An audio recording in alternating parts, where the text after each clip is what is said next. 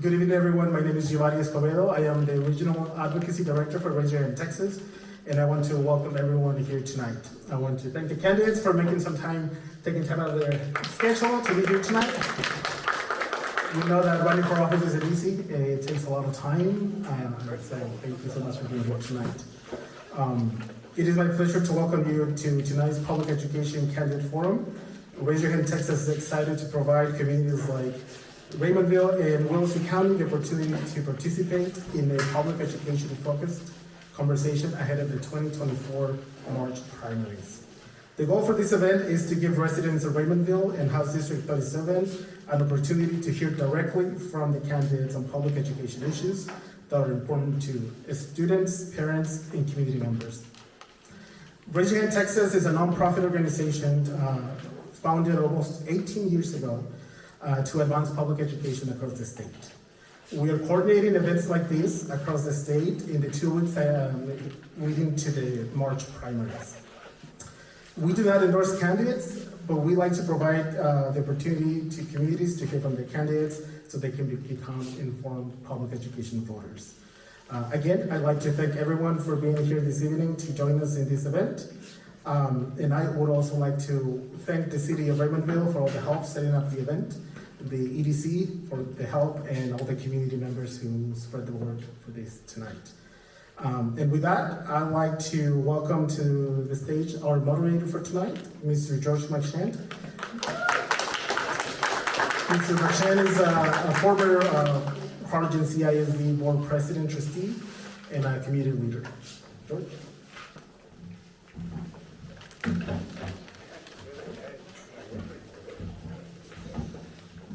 Good evening, and thank you, Giovanni. Thank you very much. I certainly appreciate that. I want to recognize our mayor, Gilbert Gonzalez from Raymondville. Mayor, are you here? Thank you very much for being here and for helping us, assisting us with this. And also, we have Williston County Commissioner Mario Tiarina.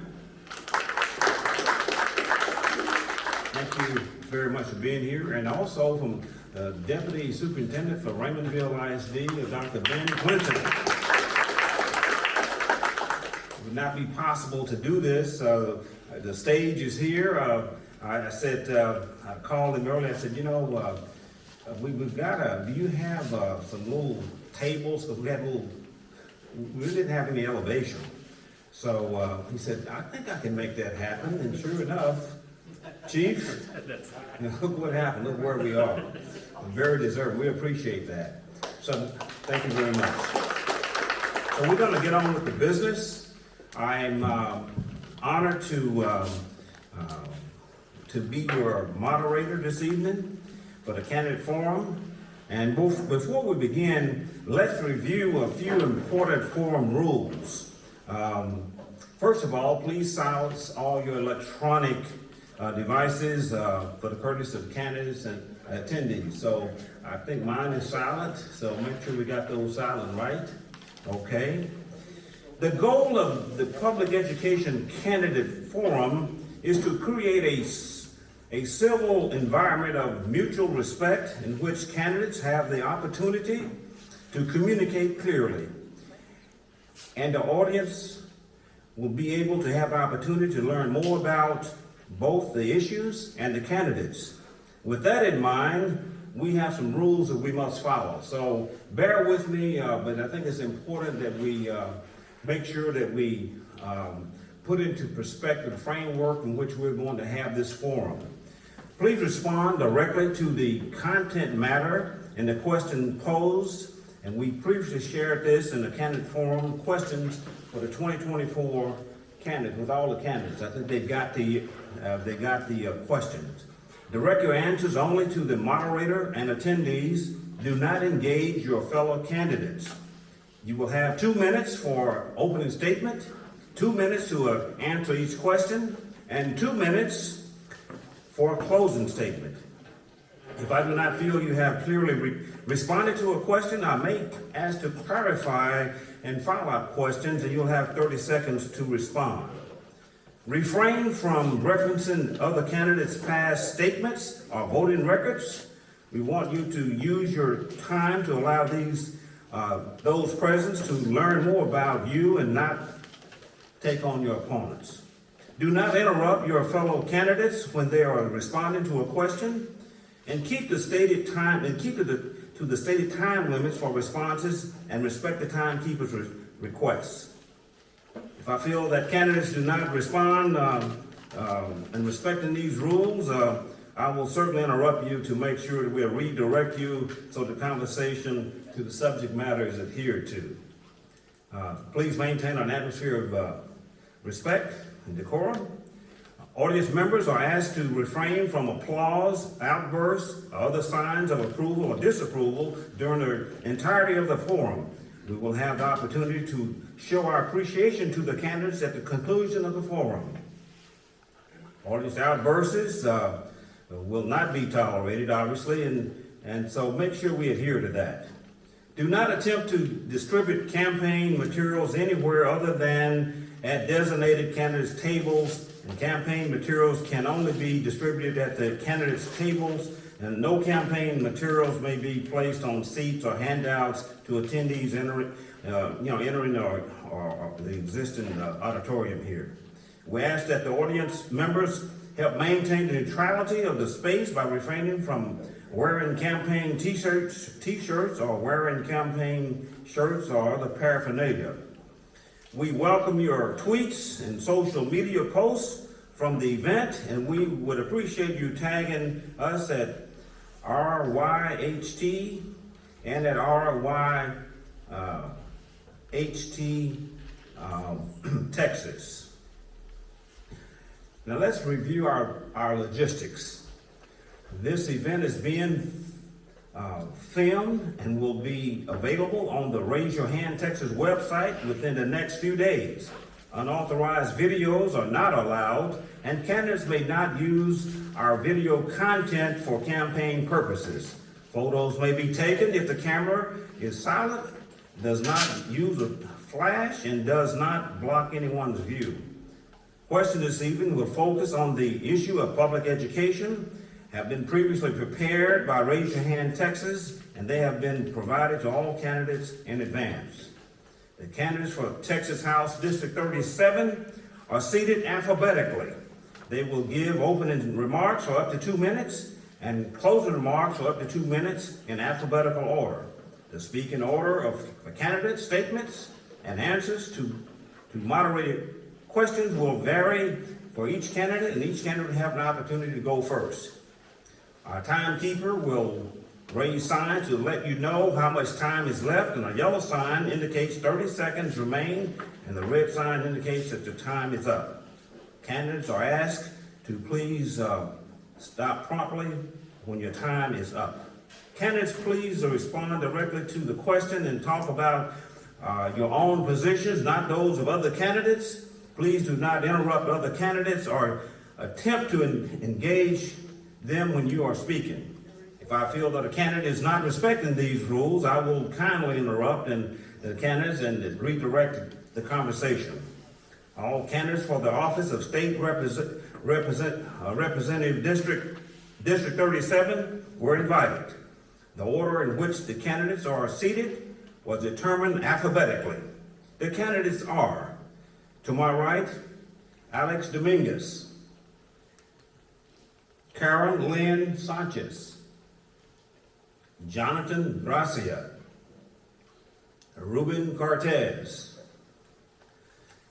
Each candidate will now have up to 2 minutes for opening remarks. Mr. Dominguez, please take up to 2 minutes to introduce yourself and tell us about you and your family's experience with Texas Public Schools. Mr. Dominguez.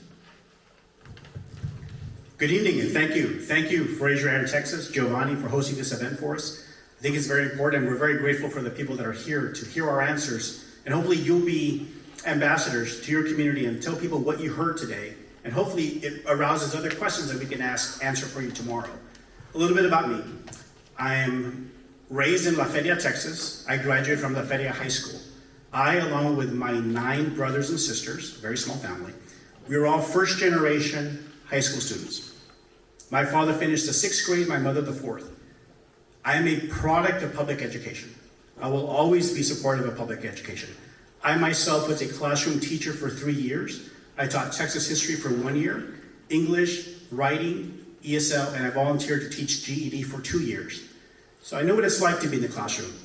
Of my 9 brothers and sisters, 6 of us have been or are currently classroom teachers. This is a topic that is never far from any kitchen table discussion, whether we're making tamales or having cookies or watching the game. School is always going to come up.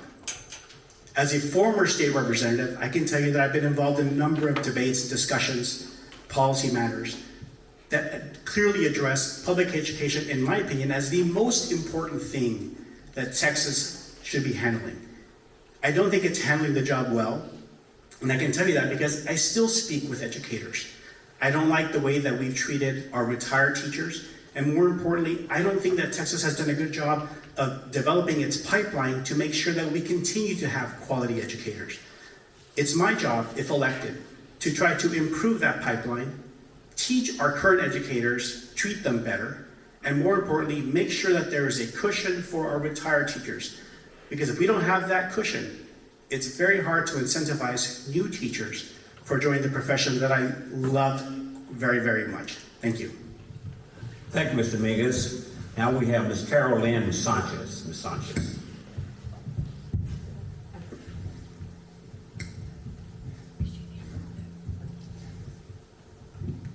Can you hear me? I'd like to say thank you, first of all, for Raise Your Hand Texas for having this event. I'd like to thank Mr. George Michon for his 30 years of service in the public education and for taking your time tonight to be here. I was born and raised out of San Benito, Texas. I was the first in my family to graduate from high school. I was the first in my family to graduate from college. And of course, I was the first in my family to graduate from law school. So I understand how important it is to have this opportunity, starting from pre-K all the way to finishing postgraduate education. The opportunities that we are given here in our country is something that is very rare, and we need to focus on and help grow.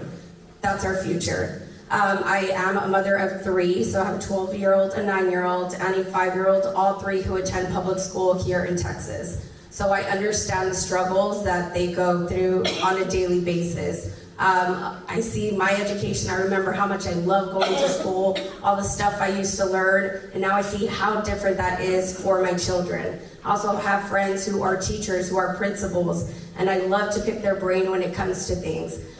We just had a party at Chuck E. Cheese the other day, and instead of playing with the kids, the first thing I did is talk to one of my friends who's a principal and learn about all the hard things that she has to deal with. It's not about education now. She has to know about laws. So she's asking me as an attorney, what's the difference between aggravated assault and regular assault? She's telling me about how they have probation officers. She's telling me about how everything's just star focus, star focus, star focus. They've now lost the lust that they had for teaching.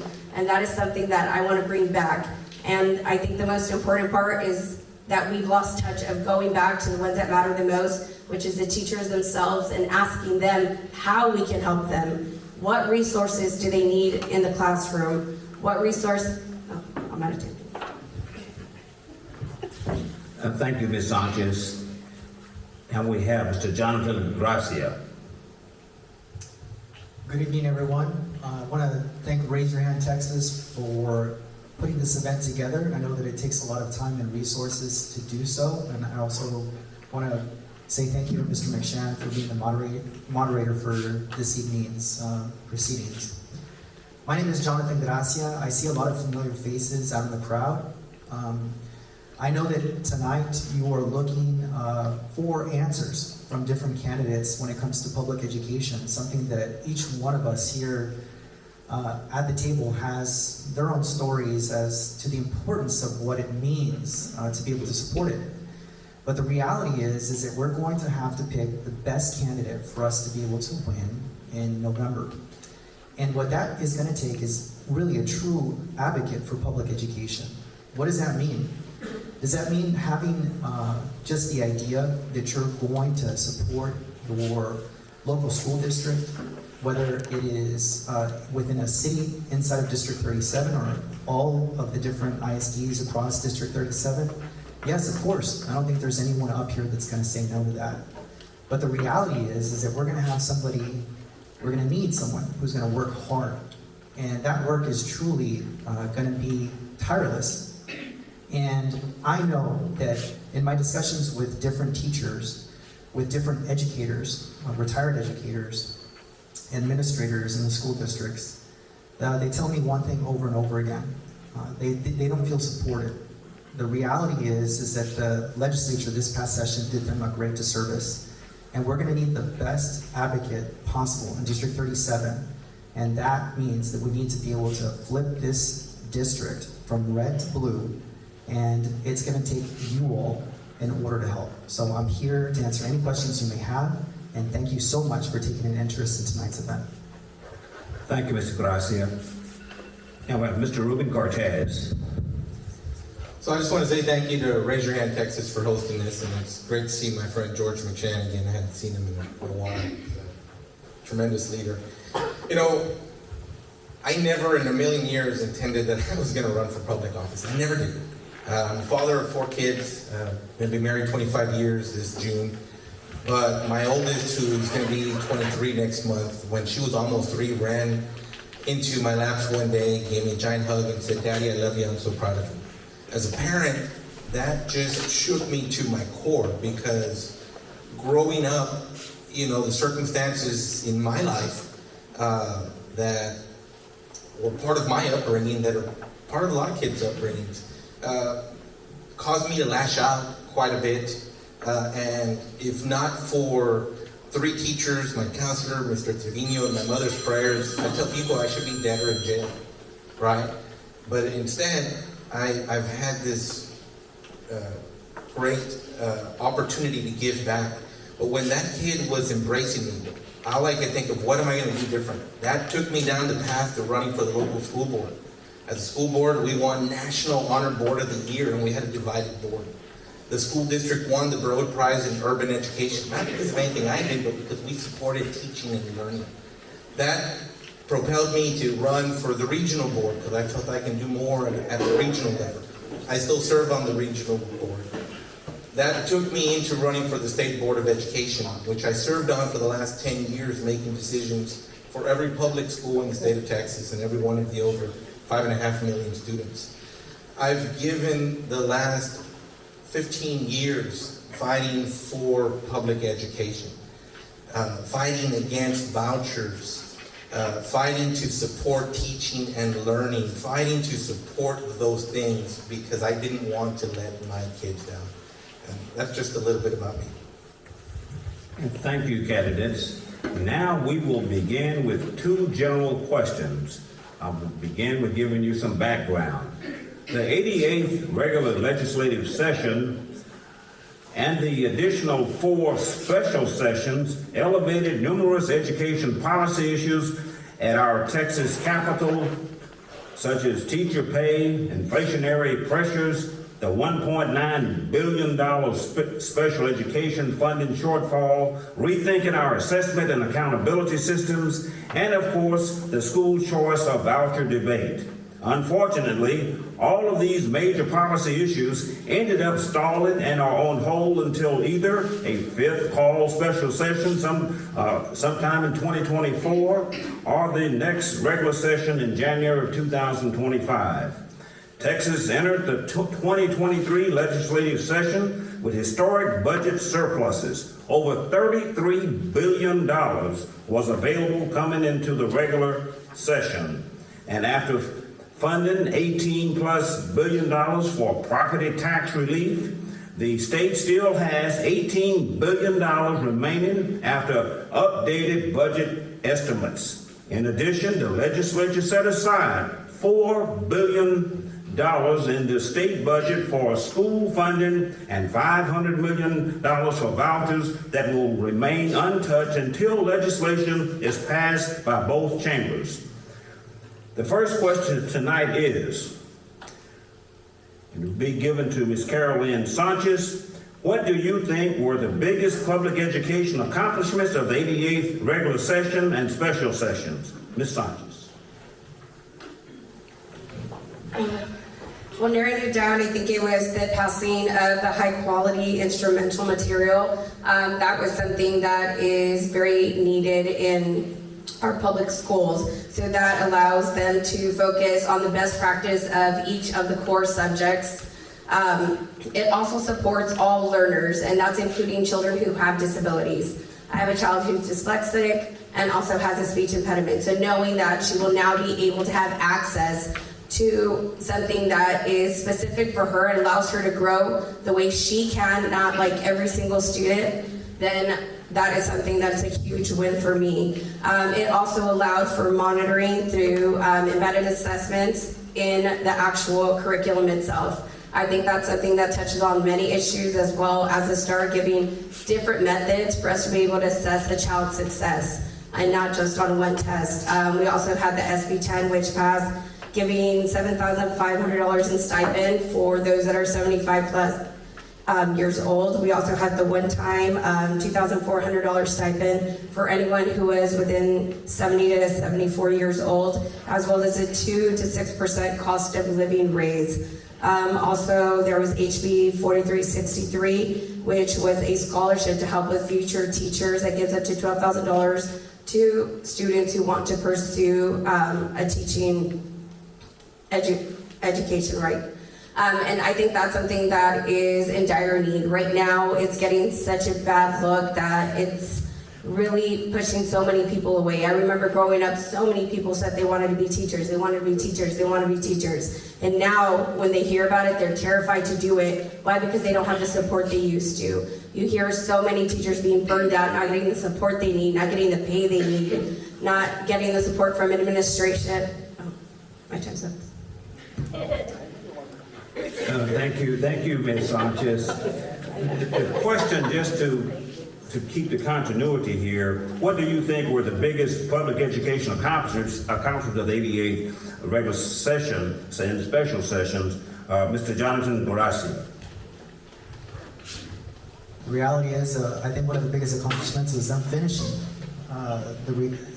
They had so many special sessions, and when you look back at it, you're thinking that, is this really necessary for them to be able to call them? Well, they're calling them because they're not getting the Republican agenda passed.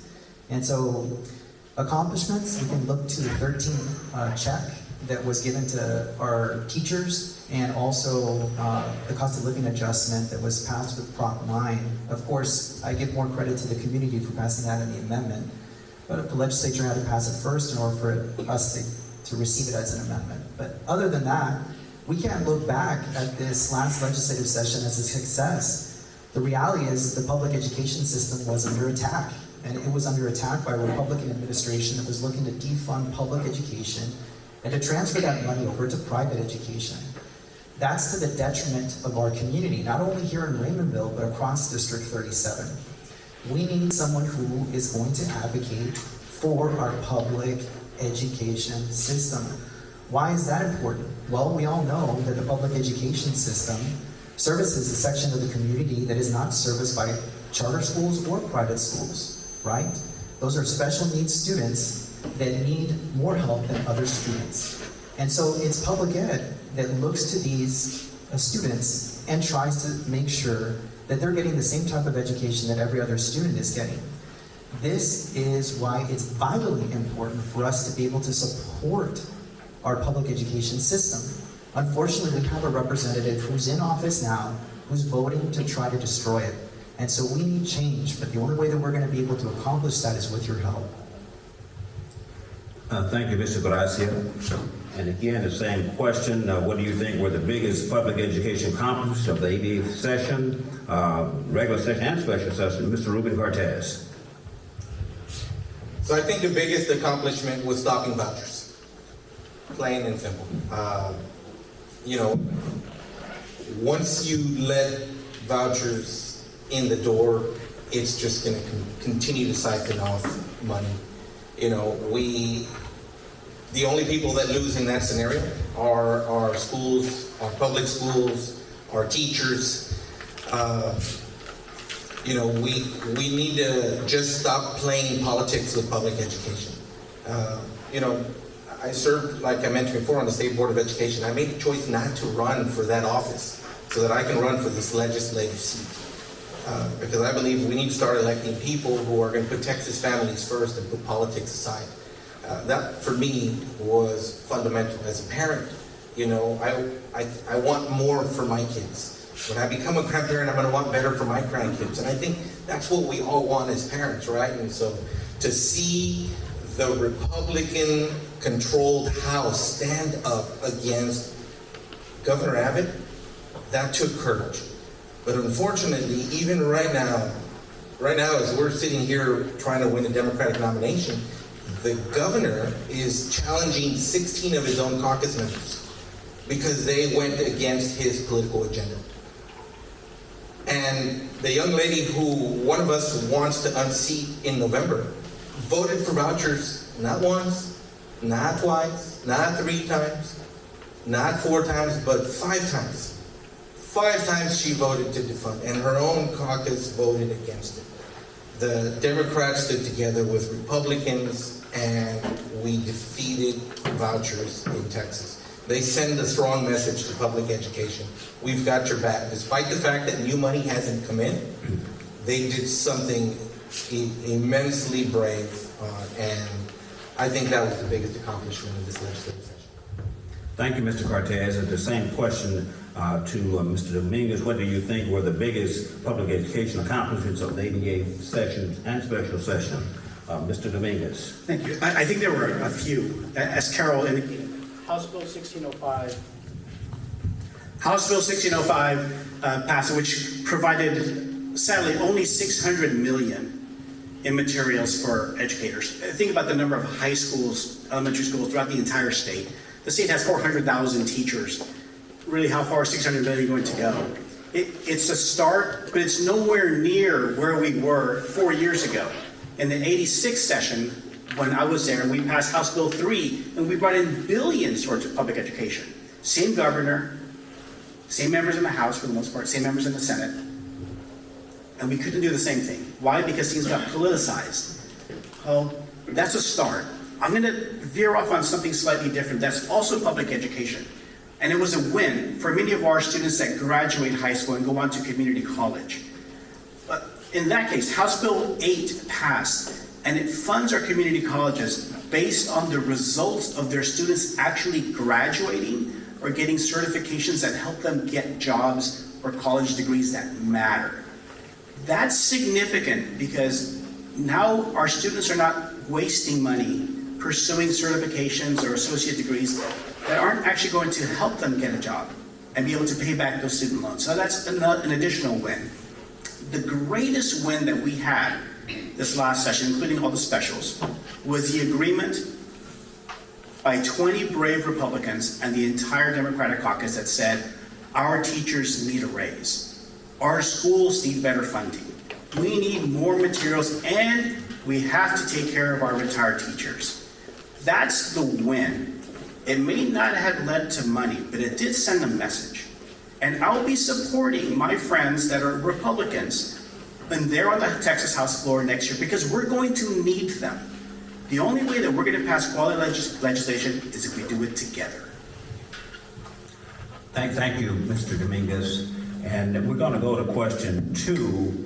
And I want to also remind the candidates to refrain from mentioning any candidates' voting records on past statements. Okay, though the candidate's not here, but let's refrain from the voting records of elected officials. Okay. Question 2. Let me frame this. HB1 by Chairman Buckley during the 4th call special session was one of the House landmark votes on school issues. The bill contained $7.5 billion for school funding, including funds for $2,000 to $4,000 teacher pay raise.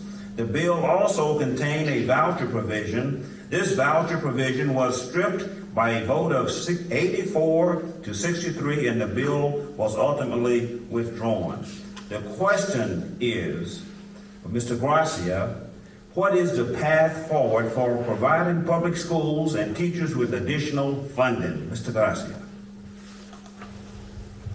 Well, before we move forward, we have to make sure that we're not going to elect a candidate that is going to not support public education. As has been mentioned, vouchers is going to be on or in the next session. It's going to be a highly contested topic again. And so even if we were to increase funding, if we end up losing funding through the form of vouchers, it's going to be a wash. We simply can't have it. So it's not that hard in order to be able to go back to the legislature and to advocate for an increase in the state share for student allotment. That every session is a highly contested topic that goes woefully underfunded.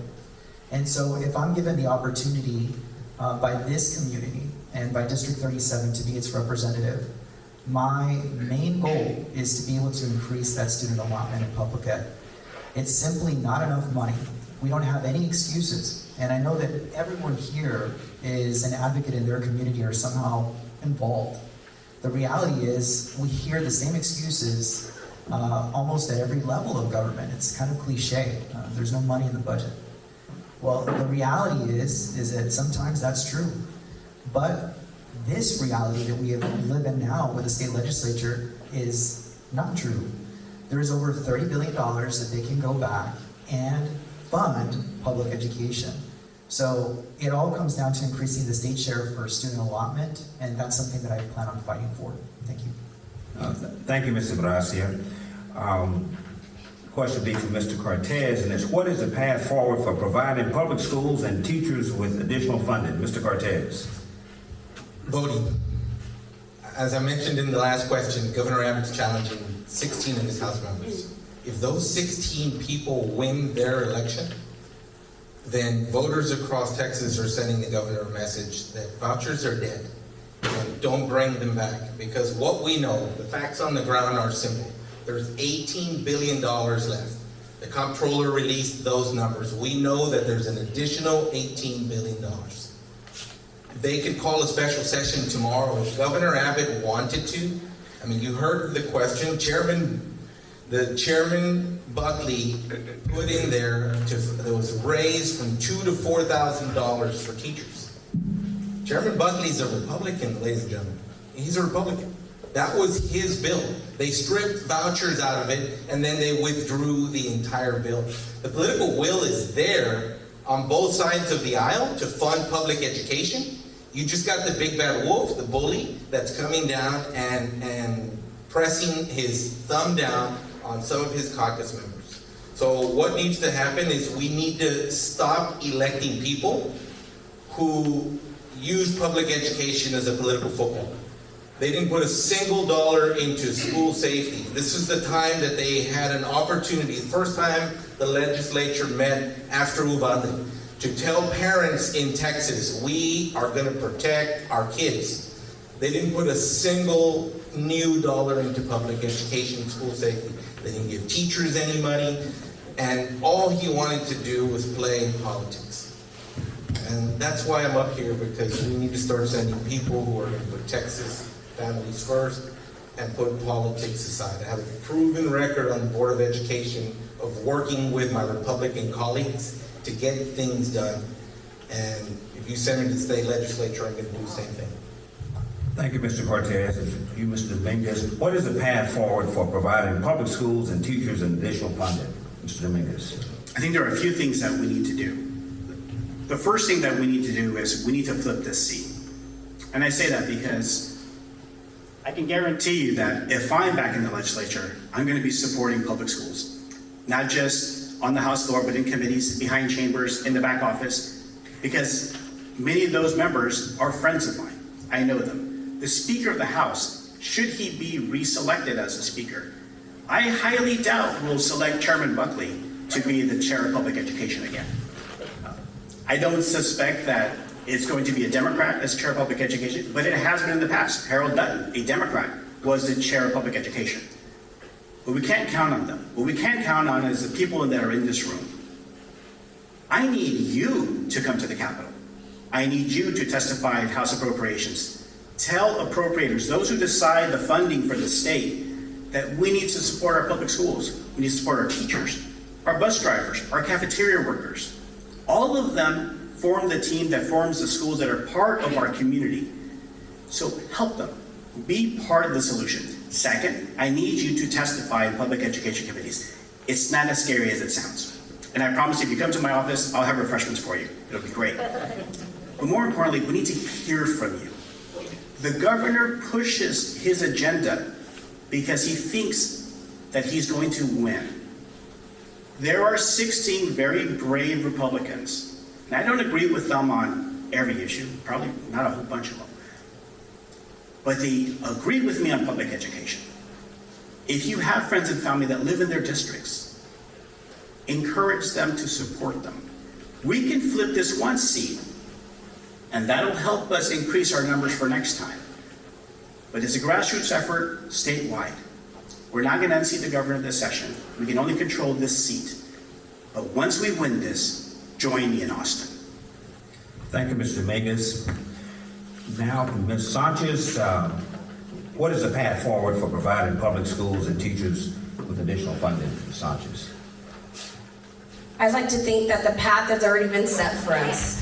We had a pathway to get this passed, and it was flipped on us and we failed.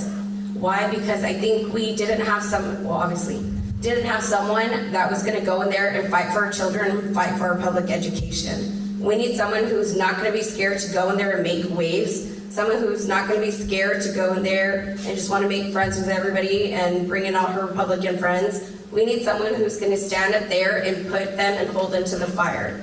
And that's what we need the entire public to do, not just whoever's elected. I think we need someone who can go out there and educate our public on what this really means, what the vouchers actually mean. I've sat with people, and the misinformation that has been sent out there for the vouchers is just insane. I just don't understand where these stories come from or where these approaches come from. And that's what it is, it's miseducation. What we need is to give them the proper information. Once we get that out there, then they will hold their elected officials accountable. Whether it be a Republican, whether it be a Democrat, they will now use their voices to go out there and make sure that they understand they're not supporting these vouchers. And that's what's gonna hold every elected official accountable out there. Why? Because they want to continue with their seat. They want to look good to everybody. It doesn't matter how you do it, but we need to make sure that everybody gets the correct information out there and gets loud and makes noise and let them know that we are not going to let our public education fall. Thank you, Ms. Sanchez. And thank you, candidates. The next question is about teacher workforce. Prior to the last session, Governor Abbott asked the Texas Education Agency to establish a teacher vacancy task force. Texas has almost 400,000 teachers in the state, and in the most recent Charles Butt Texas Teacher statewide poll, 75% of the teachers said they were considering leaving the profession, a 20% increase from just 3 years ago. One of the top priorities for the next legislative session should be how our schools attract, retain, and train our Texas teacher workforce. The question here is for Mr. Cortez, and what do you think is the largest obstacle for schools in attracting and retaining our teachers, and what can be done at the state level to fix some of these pressing issues? Mr. Cortez. Yeah, so paying teachers better wages. Again, everything comes back to Governor Abbott playing politics in public education. We've got $18 billion.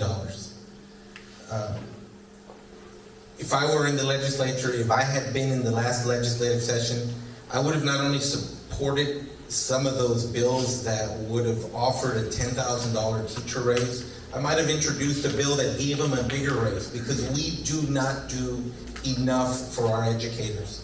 And I say this not just as a parent, as someone who served on the school board, as someone who still serves on the Regional Education Service Center board, or someone who served on the state board, but I say it as someone who, every time I get an opportunity to speak to educators, I remind them that if not for my teachers, and Mr. McShann has heard this story, I've said it over and over, if not for teachers, I should be dead or in jail, not here running for the state representative seat. Educators, we put so much on their plate, and the state makes the job of being an educator so much more difficult now. They give them so many unfunded mandates. Every day I'm on the phone with voters, most of them teachers, because I have a lot of friends in the education space, and I hear the same thing over and over. We're teaching to a test. You know, when I served on the Board of Education, I talked about eliminating the standardized test. This is what we need to do. We can't hold everything to a test because everybody has a bad day. A kid comes in today and he's got a bad day. It's all about money with some of these people. We spend $90 million a year grading the writing portion of these standardized tests. We should be giving those monies back to teachers. Again, it's just a bigger issue is we have such a teacher shortage because we're not investing in our teachers, and we need to. Thank you, Mr. Cortez. Next question, Mr. Dominguez. Just to refresh, what do you think is the largest obstacle for schools in attracting and retaining our teachers, and what can be done at the state level to fix some of these pressing problems? I think the largest obstacle is teachers that are qualified to teach. And I say this because many people graduate from college or are coming into education from a different job, a different career path, and they want to be teachers. They remember fondly their days in school, and they want to be part of someone's life, to give them a chance. I didn't get into education for the money. I got into education because I wanted to give back. I took financial aid when I was in college, and I felt a debt to the public. And I said, I'm going to teach for the same number of years that I got public education financing. The money at some point does become a factor, because after you're single, and should you have a child or get married or you want to buy a house, and let's face it, buying a house in Texas right now is not the easiest thing in the world. The money certainly becomes something they have to think about.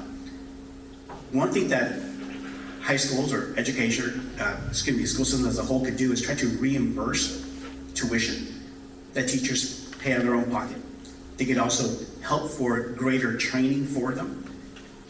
But no matter what, the state has got to be doing a better job in financing teacher training. We're losing teachers every day, so we need to be bringing in new teachers. And if we want them to be quality teachers and successful, they need to be trained. As a new teacher, I can tell you, classroom management wasn't something that I knew. I had to learn that, and it's not easy to pick up. The state needs to invest, and that's just one example. I know many of you who are educators know we could go on and on about the different things that we need to do. But once the state commits to be training better teachers, I think we'll keep more of them. They'll find the same love that I found for public education. And if so, we can rise Texas up. Right now, our educators get paid $8,000 less than the national average. That's a crime. Thank you, Mr. Dominguez. And Ms. Sanchez, just to refresh, what do you think is the largest obstacle for schools in attracting and retaining our teachers, and what can be done at the state level to fix some of these pressing issues? Ms. Sanchez.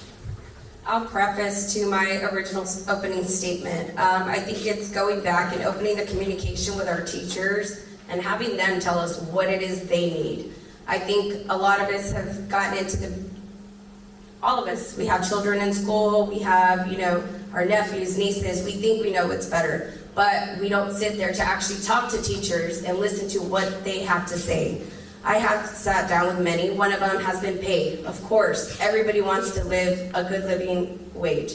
They want to have their house. They want to have nice things for their children. They want to make sure that they're able to sustain their livelihood, but also continue to do what they love, which is teaching. Secondly, I think it is the testing. That is something that has just become such a large pressure for teachers that has completely taken the enjoyment out of it for them. They have to go and meet certain numbers. If not, then they're a bad teacher when they could be the greatest teachers on earth. But like they said, one day this child might not do good on the test. Maybe they're not good test takers. Maybe they just misread something and all of a sudden now they're classified as something else, and that just completely deteriorates all the work that this teacher has put into this child throughout the year. I remember first day of school going to meet my child's 7th grade teacher, who happened to be my 7th grade teacher, and she was one of my favorite teachers ever, loved it. And what's the first thing she tells me? Oh, she's like, I'm so worried about this year because now we have annotations coming in. That was so now my child's not going to enjoy this book. She's not going to learn from it. It's just how are we going to get this now on the test, and how are we going to pass this? And next is also, I think, just the workplace environment. Again, back to supporting them, not pressuring them, not telling them that they need to, meet, again, regulations. It's just about this, just about numbers, just about meeting, certain quotas. We need to have them back to enjoying it, being able to enjoy the kids that they have in their classroom and do what they love best, teach. Thank you, Ms. Sanchez. Thank you very much. Now, Mr. Gracia, what do you think is the largest obstacle for schools in attracting and retaining our teachers, and what do you think can be done to the state level to fix some of these pressing problems? Mr. Gracia. Mr. McShann pointed out something that was very important. 75% of the teachers said they were considering leaving the profession, a 20% increase from just 3 years ago. Well, let's think about it. What happened 3 years ago? We were in a global pandemic. We had teachers who were on the front lines. That includes counselors and administrators. We made them go back to school so that they could continue teaching our kids, which was a good thing. But they were on the front lines. We spoke to them. You've spoken to them. They were members of your family and friends, and they were terrified. They got through that. It showed an amazing amount of courage for them to be able to go back into an environment where we were all afraid. How do we reward them? They get out of COVID, and we have a Texas legislature that refused to give them a raise. We have a Texas legislature that is trying to defund public education in the form of vouchers. It is not surprising to find out that there's such a large amount of retirements, in addition to a lack of interest from new applicants into the teaching profession, when we continue to show them a lack of support and, quite frankly, respect. We need to be able to change this seat, because unfortunately we have a state representative that is voting against public education, and that's simply unacceptable. We have, of course, the ability to be able to let teachers teach. Republicans talk a lot about deregulation. They love it in business. Hey, you know what? I like the word too. Why don't we use it in public education? Teachers teach. It's not that hard, but we need to be able to reach across the aisle and inform them that tests are not the only way to be able to determine whether or not a teacher or a school is successful. Thank you, Mr. Dominguez. Thank you, candidates. Let's turn to assessment and accountability. There has been a lot of discussion about the overemphasis on tests in recent years. Our current A through F accountability system is entirely based on STAR to rate our schools at the elementary and middle school levels. In February, the Travis County District Court will decide whether or not to allow TEA to move forward on new college career military readiness rules that will be drastically impacted by the overall ratings of campuses and school districts. Question to Mr. Dominguez: should our accountability system be so dependent on the STAR or any standardized tests? What factors or school quality would you like to see included when rating our public schools? Mr. Dominguez. In order to receive federal funding, the federal government requires some type of accountability system. So Texas cannot go to the next legislative session and say, we're going to get rid of the STAR test and any other test. That's not going to happen. We get entirely too much money from the federal government. And given that the state government doesn't want to fully fund education, we're stuck with a system where we need some type of test. Now, that being said, we're testing from 3rd grade all the way to 11th grade. We're making our 3rd graders get on a computer and type. their answers.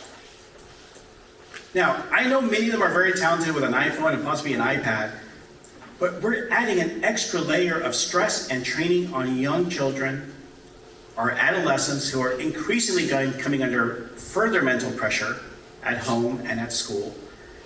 I think we're putting a little too much emphasis on this test. And more importantly, I think we're disincentivizing our teachers from wanting to be in this profession. I believe that we should let teachers teach.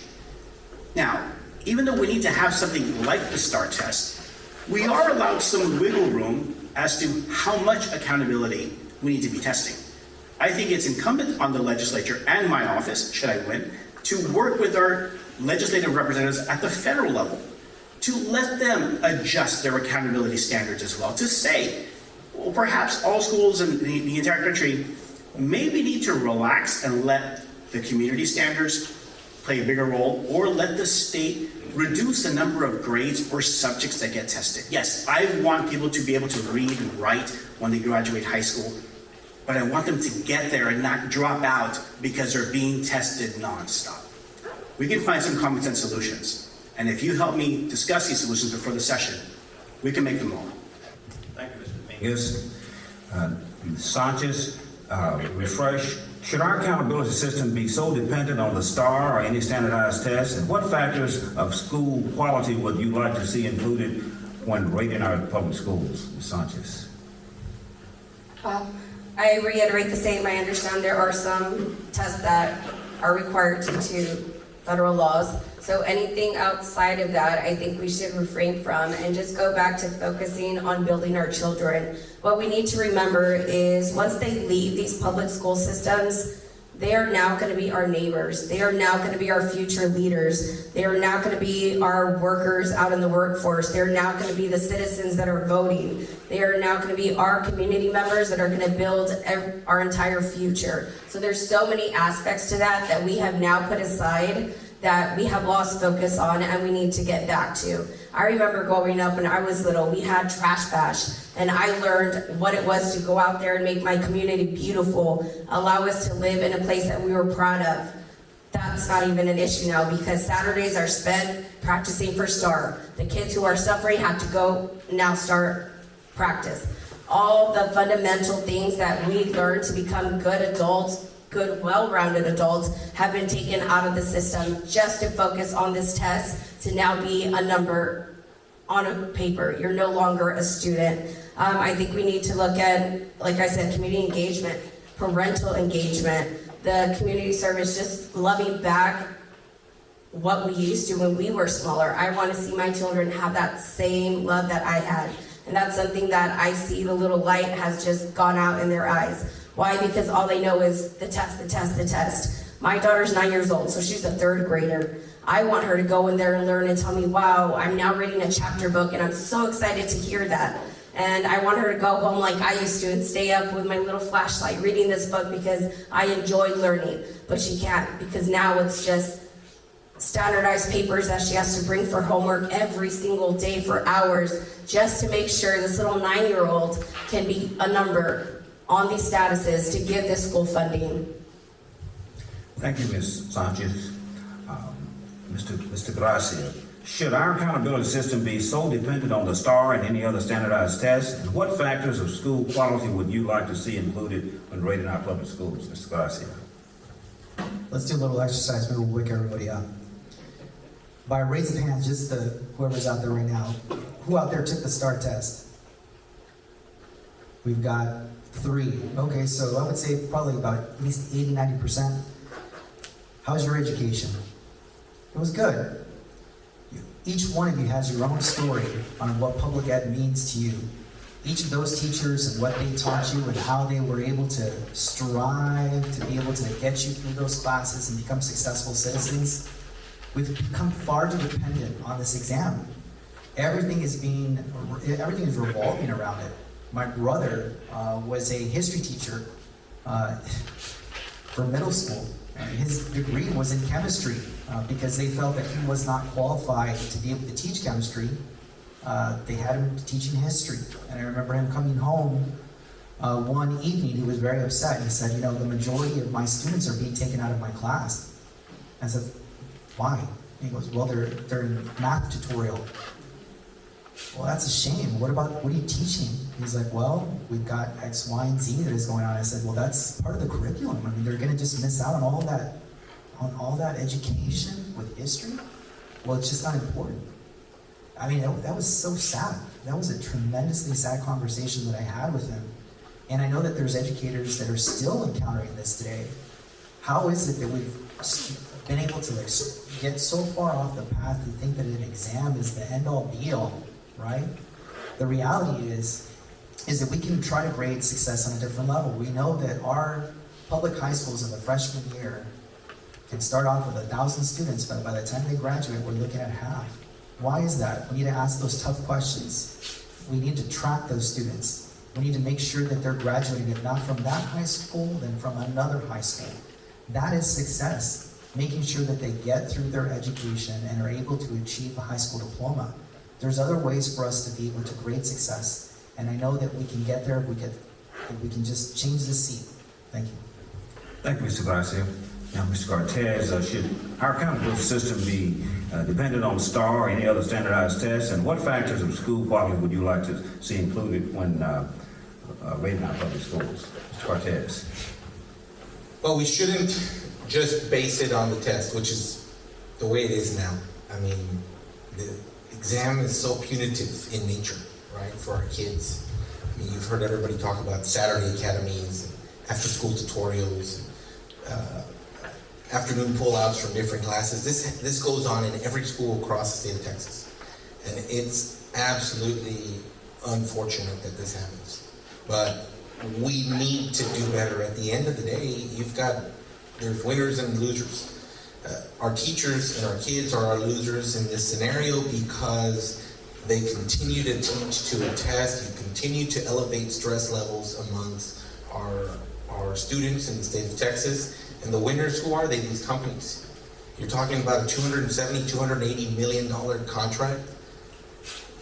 80, 90 million of that's to grade the writing portion of this. Those dollars should be given to the teacher that's with that student to grade, who will know how their writing samples have progressed from day one till testing day, right?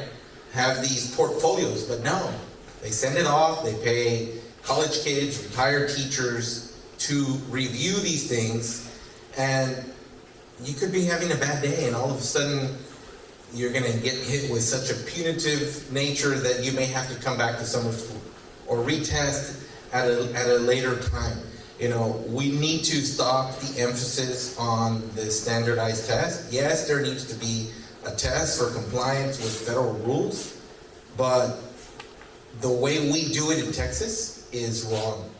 I mean, if a teacher accidentally rips open a testing book when we had the paper ones, it's like, sound the alarms, nobody touch anything, we need to let somebody know, testing people have to come in and do it. But when there's a glitch in the system, when the testing company does it, nobody does anything, there's not even a fine or anything imposed. So it's just unfortunate. Thank you, Mr. Cortez. Now, Mr. Dominguez,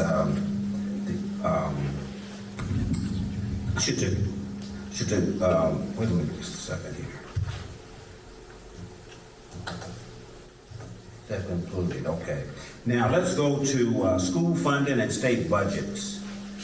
The background. The legislature has held state funding levels for schools without an increase to the basic allotment since 2019.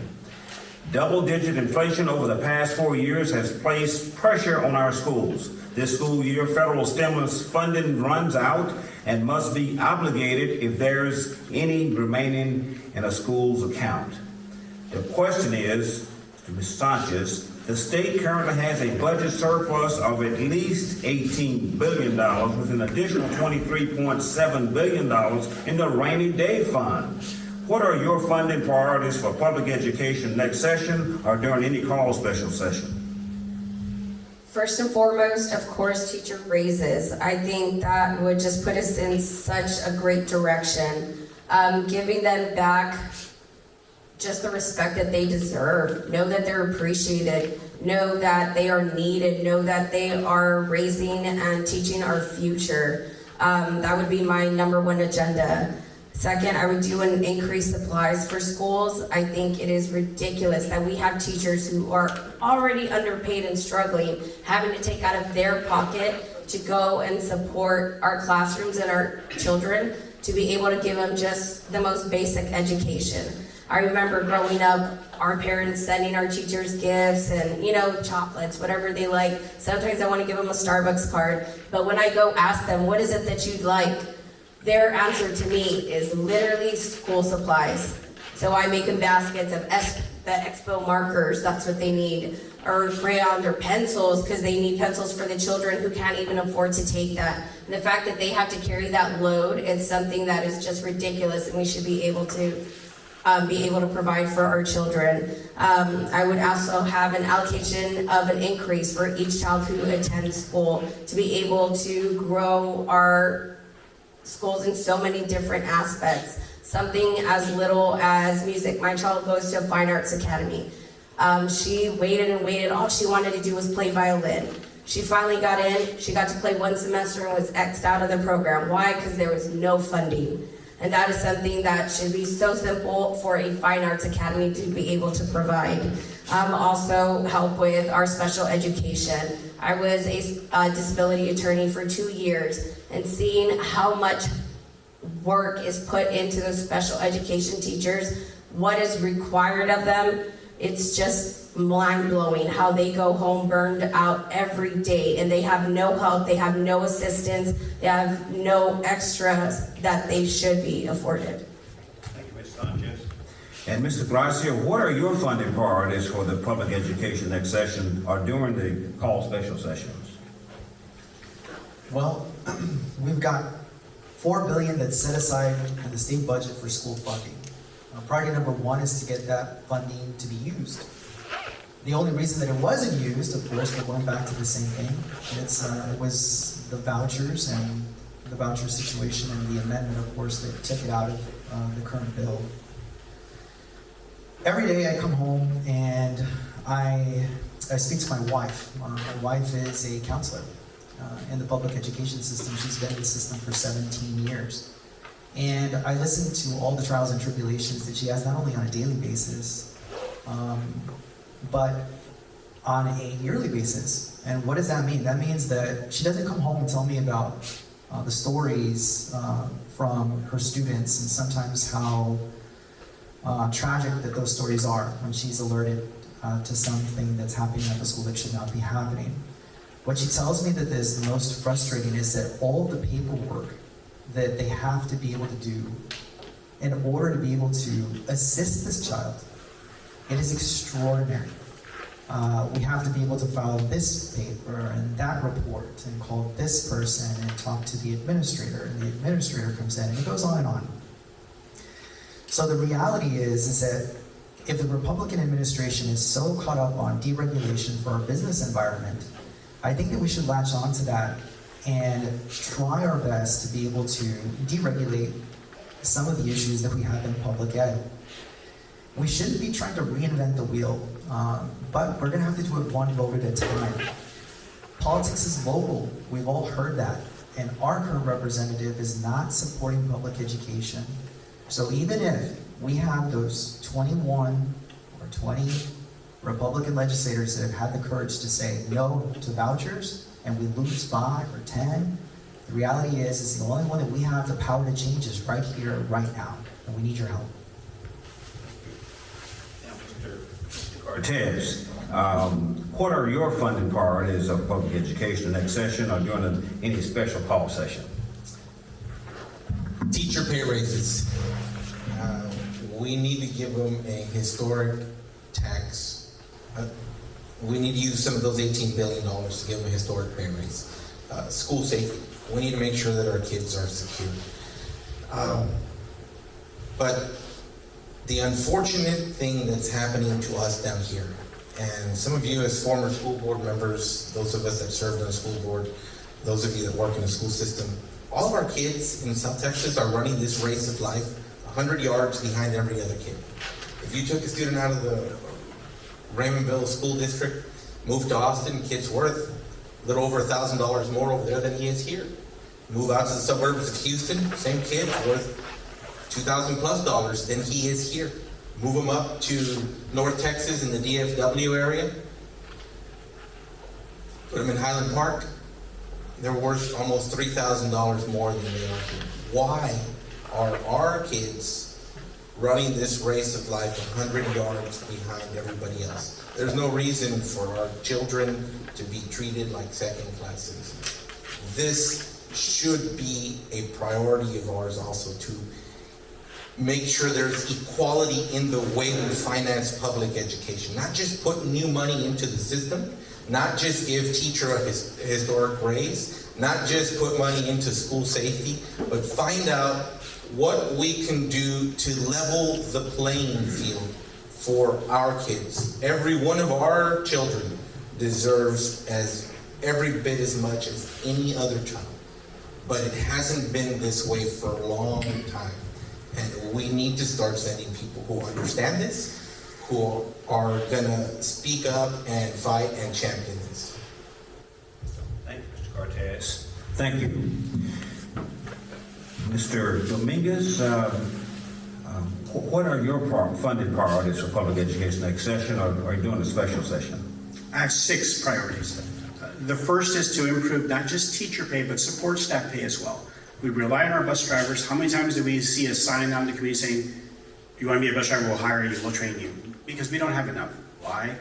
Because we don't pay them enough either. It's hard to raise a family if you're not being paid enough.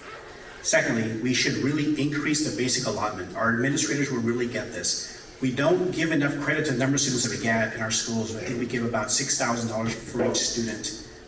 You can't run a school in the public school system with only $6,000 and expect to have extracurricular activities to incentivize those kids to keep coming back to school, keep showing up every day. We need to increase that, not just from 6, but at least to 10,000, if not higher. 3, we need to invest in early literacy and numeracy. That means helping our children learn to read and write and know their math. We can do this by improving our training materials and also teacher training as a whole. 4, we need to invest more in schools with larger populations of low-income and at-risk students.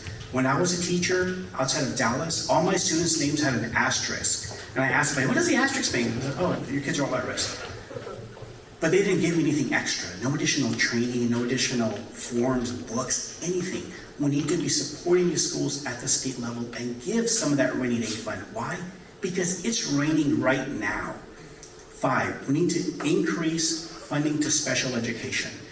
The Texas Commission on Special Education Funding Report for the 88th recommended an increase to special education funding, and they punted. They did nothing. We need to focus on them because that is a whole other area. People that work with special ed kids, life skill kids, there's a special place in heaven for them, and we need to support them. And lastly, we need to increase the funding for school safety greater than it is now. Right now, we only give schools $10 for each student. Schools are having to fund safety out of their own pocket, and that hurts all the other programs. We can get all these things done. 6 priorities. Thank you, Mr. Dominguez. And now we are at our last topic for tonight, and it is pre-kindergarten education. During the 85th legislative session in 2019, Texas made great strides to increase funding for pre-kindergarten instruction, expanding the amount of money and qualified enrolled for full-day pre-kinder. Yet Texas still does not have a universal pre-K system in place to provide free pre-kindergarten for all students who apply for public education. And this question is for Mr. Gracia. Would you support increasing funding and opening up admittance for all students to participate in full-day pre-kindergarten? If yes or no, why? Mr. Gracia. No brainer, yes. State of Texas does a really poor job of trying to help single mothers, right? The reality is that there's a lot of different issues that we're not going to talk about tonight, but we're all well aware of that women are under attack with this legislature. And part of that goes to this pre-K opportunity. Oftentimes, people cannot go back into the workforce because they're too busy with their children at home. If we were to allow for pre-K universal education, it's going to allow more people to go back into the workforce, and primarily that affects women. And so I am wholeheartedly for this. Now, I have a 3-year-old, and we're going to be placing her into school this year. And for the first time in my life, I can appreciate all the parents that are out in the auditorium right now, because you get nervous. You get nervous, and it's not the same nervous that we were when we were growing up. We were worried about bullying, maybe, and they still have to worry about that. We have to worry about school safety. And if we're going to have a universal pre-K, we're just going to be able to have more students go into the system, which is it's necessary for so many different reasons. One being those children, and second, those parents that want to be able to get into the workforce and be able to create more economic opportunity, not only locally, but for the state. But the reality is that if we're not going to keep those children safe, universal pre-K can be there, but how many parents are going to want to place their children into that system if they don't feel that that safety issue has been addressed? It needs to be taken up in this next legislative session. Having $10 per student is not enough. We don't need any unfunded mandates, and the money is there for us to be able to get it done. We just need the right legislator to support. Thank you, Mr. Gracia. And now, Mr. Cortez, would you support increasing funding and open up admittance for all students to participate in full-day pre-K? Yes, why? No, why? Absolutely. I would definitely support a free universal pre-K. I mean, if you have a family that wants to send their student, their kid to a program, right now a program is going to cost you between $1,000, $1,500, $2,000. Our families just can't afford to pay for that right now. Imagine universal pre-K costing $1 billion. We just talked about an $18 billion surplus. Really, what is $1 billion in a state like Texas to fund something so vital? This money is going to get back to us in the form of revenues, because those families that are no longer putting their kids in these programs, they're going to spend it, and we're going to get it back in taxes anyways. And what's it going to do? You ask your pediatrician. We don't use a pediatrician anymore. My kids are all grown up. I have my youngest is a freshman in high school. But our pediatrician would always tell us. I remember Dr. Rocco would tell me all the time, kids are like sponges. They're going to absorb knowledge at the youngest of ages. If we invest in early childhood programs like universal pre-K, we're going to end up saving in the long run on welfare. We're going to have less kids in prisons. We're going to have a smarter society, and that's what this is all about. But, I continue to believe that the state tries to set it up this way because the majority population of kids in public school today are Latino. They are Hispanic kids, the majority of our students. And I continue to believe that some of our top leaders try to create this institutional racism that we have to keep our people down. And we need to fight against these things. And a universal pre-K would only help our kids. Thank you, Mr. Cortez. And for Mr. Dominguez, would you support increasing funding and opening up admittance for all students to participate in full-day pre-kindergarten? Yes or no? Yes, and just so that we're clear on what universal pre-K means, that means it's open to all students. And it'd be full day, it wouldn't just be until noon. So that's what we're talking about first. So yes, if our plan long-term is to make sure that our students are very successful at standardized testing, such as a STAR, because they're not doing well now, yes, an extra year of learning is probably going to help them. That's kind of an easy answer. But there are really good reasons why we should have pre-K. The statistics really show that if a student went through pre-K, they're less likely to be incarcerated. They're more likely to graduate high school and enroll in college. There's some really good reasons why they should be there. It's a great way to begin their love of learning. More importantly, it also teaches social skills so that kids know to be nice to other kids. That's always a good thing. As a lawyer, trust me, I would rather have people get along than have to deal with me in court, because that's not that much fun. but we do need to talk about funding. We're having a hard time funding education as it is. So this is going to have to be a commitment. It's going to be an all hands on deck, not just parents, not just educators, superintendents, school boards, everybody needs to be on board with this. It will fundamentally change education in Texas. I think that if we fully funded universal pre-K, and I have voted for this in the past, we think that we will improve the level of success of our students statewide, and we're going to be showing all those schools on the East Coast and on the West Coast that Texas students, when they graduate from school, are a force to be reckoned with. Thank you. Thank you, Mr. Dominguez. Thank you, Ms. Sanchez. Would you support an increase in funding and opening up admittance for all students to participate in full-day pre-kindergarten? Yes or no?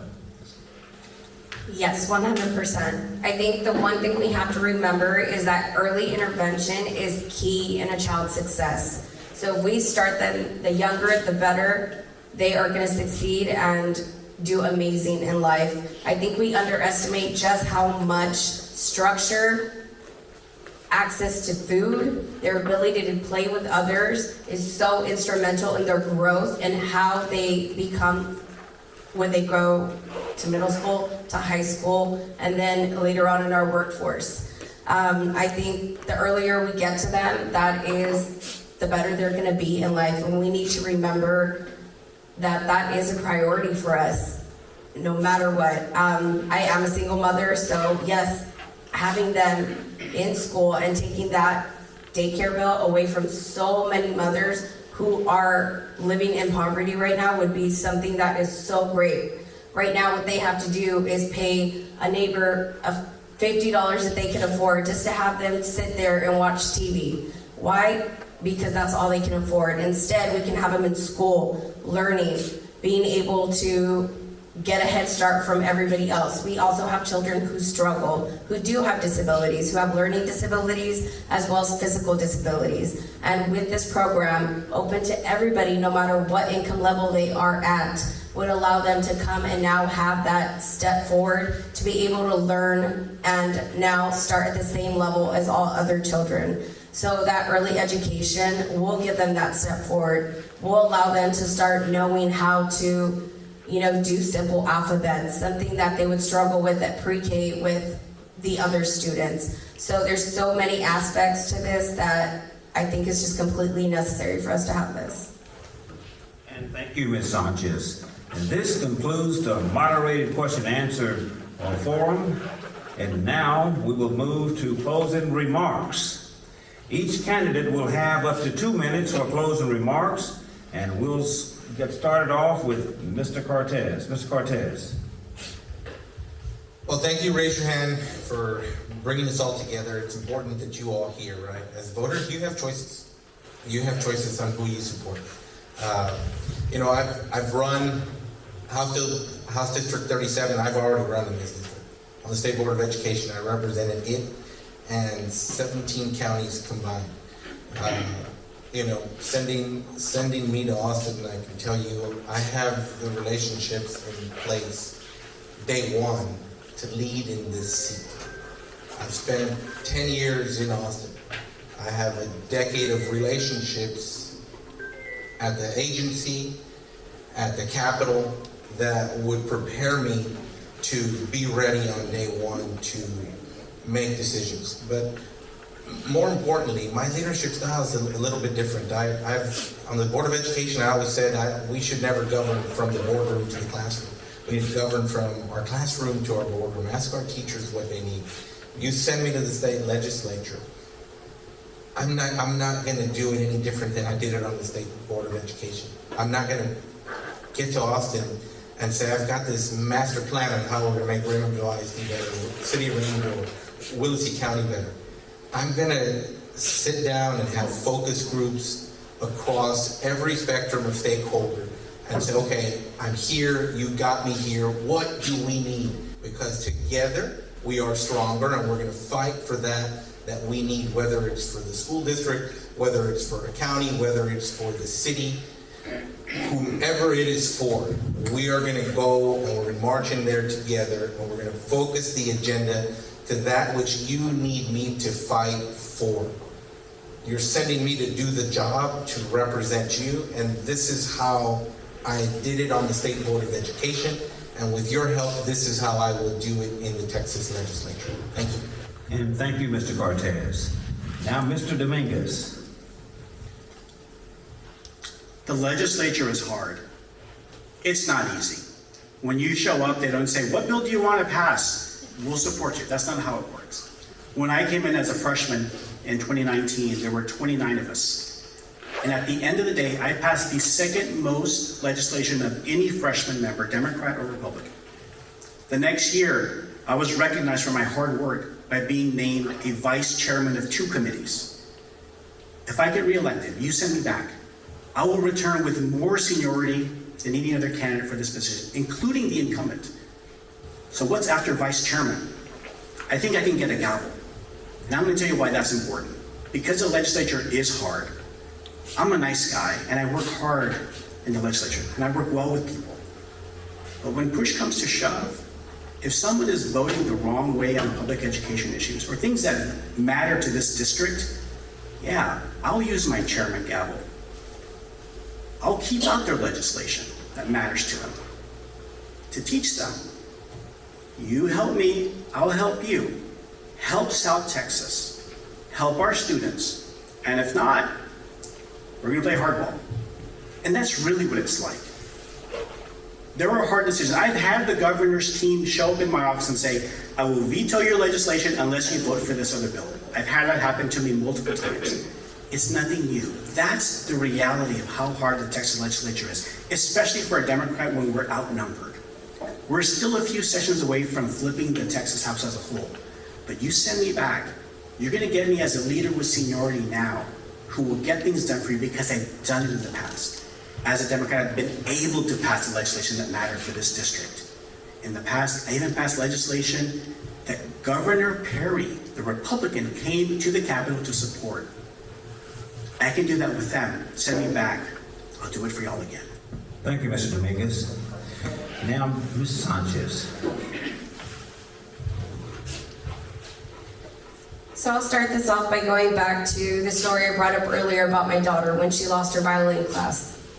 Most parents would just go along with it. Not me. So what I did is go advocate for my child and make sure that she was put back in that program. Not only was my child put back in that program, but the other 68 students who were cut from that program were able to be put back and now follow their dreams to play not only the violin, piano, every art that they wanted. That is something that is very personal to me. If I was elected, that is what I want to be, a voice for all the children. Because for most children, that wouldn't have happened. Some parents would have just sat back and said, oh, well, it is what it is.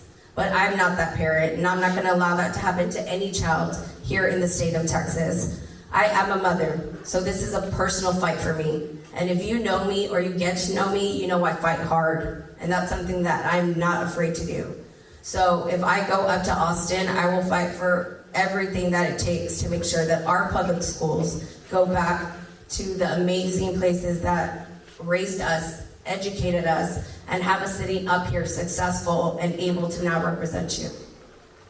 And thank you, Ms. Sanchez. And now, Mr. Gracia. Well, thank you, Raise Your Hand Texas, for everything you've done this evening to allow us to be able to give you a clear glimpse of where we stand on public education. We were asked a series of questions, and there's 4 candidates that are up here. And if you think back at, from tonight, what you're going to find out is that our answers are very similar, right? You think and you go, well, is anyone really varying off from what I want to hear? The reality is no. Each one of us has a style, right? We're going to be able to advocate for you, but how is it exactly that we're going to do that? When I started my campaign, I came up with a slogan. The slogan was very personal to me. It wasn't something catchy. It was trust is earned. What does that mean? Well, I tell any voter, we talk a lot, right? We're talking a lot right now. But the reality is you need to judge us based off of our actions. Not from the past, from the right here forward. We're looking forward in this district. We shouldn't be looking back to what we've done and how we've done it.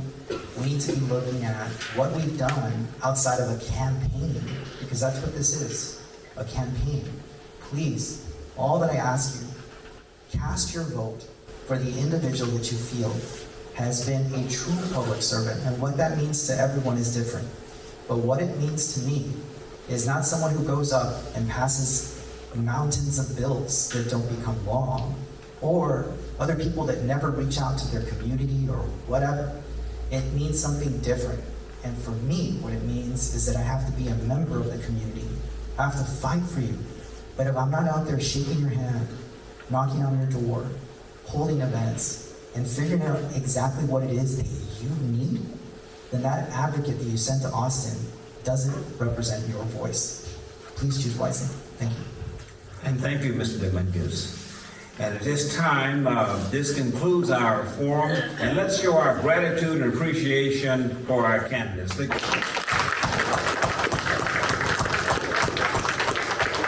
Now to finish us and close this out, it's my high honor to bring back to the podium Mr. Giovanni Escobedo, who is Raise Your Hand Texas. Let me say Giovanni works tirelessly.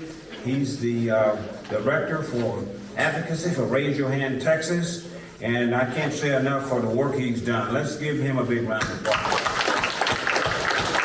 Giovanni? Here you go.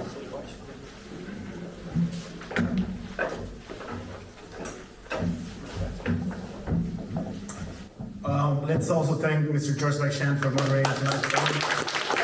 Always does a fantastic job.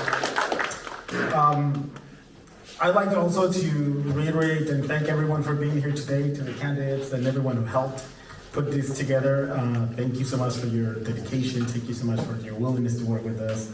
I'd like to invite everyone to join our network and stand up for public education. We believe that every legislative session should be a public education session.